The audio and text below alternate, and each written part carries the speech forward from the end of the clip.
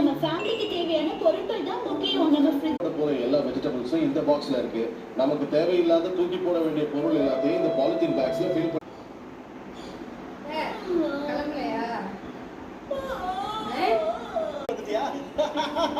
Shinchan பாடாம ரெண்டு பேரும் இத வச்சு ஜாலியா விளையாடலாம்.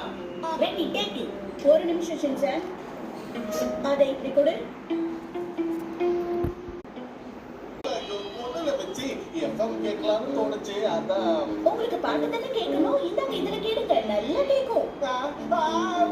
எனக்கு எதுவும் வேணாம், நான் என் ரூமுக்கு போறேன்.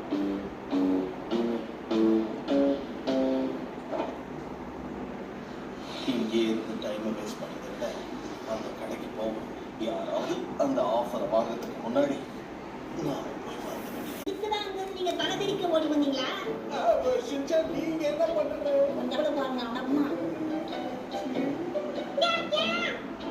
இதுக்காக தான் இது பின்னாடியே நீங்க சுத்தி சுத்தி வந்தீங்களா? இந்த மாசத்துல இருந்து உங்களுக்கு பாக்கெட் மணில 1000 ரூபாய் கட்டு, புரிஞ்சுதா? ஹீமாபாரி, ஷின்சான், வாங்க நம்ம போய் ஹோட்டல்ல ஏதாவது சாப்பிடலாம். நீங்க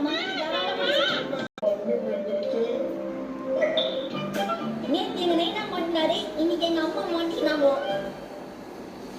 நான் வந்துட்டேன். மிஸ்டர் நொஹாரா, வாங்க வாங்க. ஓ ஆண்டி, நீங்களா? வாங்க ஹரி, பயணம்லாம் எப்படி இருந்தது? சரி, ஒரு 1000 ரூபாய் கொடுங்களேன்.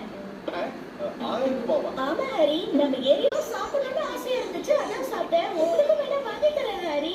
சரி, அப்ப அந்த நேரத்துல உங்ககிட்ட பர்ஸ் இருந்ததா இல்லையா? என்கிட்ட பர்ஸ் இருந்துச்சு ஹரி. அதுக்கப்புறமா நான் சூப்பர் மார்க்கெட்டுக்கு போய் வீட்டுக்கு தேவையான பொருள்லாம் வாங்கினேன். அப்புறம் ஹீமாவரிக்கு தேவையான டைப்பர்ஸ் வாங்கினேன். அதுக்கப்புறம் அங்க இருந்து ஒரு ஷாப்பிங் காம்ப்ளெக்ஸ்க்கு போய் ஹீமாவரிக்கு தேவையான பொம்மை எல்லாம் வாங்கினேன். அப்ப கூட என் கையில பர்ஸ் இருந்துச்சு.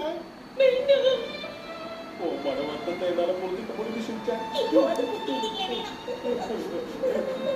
ரெண்டு பேரும் நாடகத்துல நடிச்சா நல்லா சம்பாதிப்பாங்க. கிச்சன்ல என்ன வச்சிருக்கேன்? ஒண்ணும் இல்ல ஹரி, நான் சும்மா தான் சொன்னேன். அதான் கிச்சன்ல போட்டு என்ன சொன்னேன், அப்புறம் எதுக்கு போறீங்க? நான் சொன்னேன் போங்க. சீக்கிரமா கிச்சன்ல என்ன இருக்குன்னு போய் பாரு. ஓகேனா எங்க பாரு சப்பா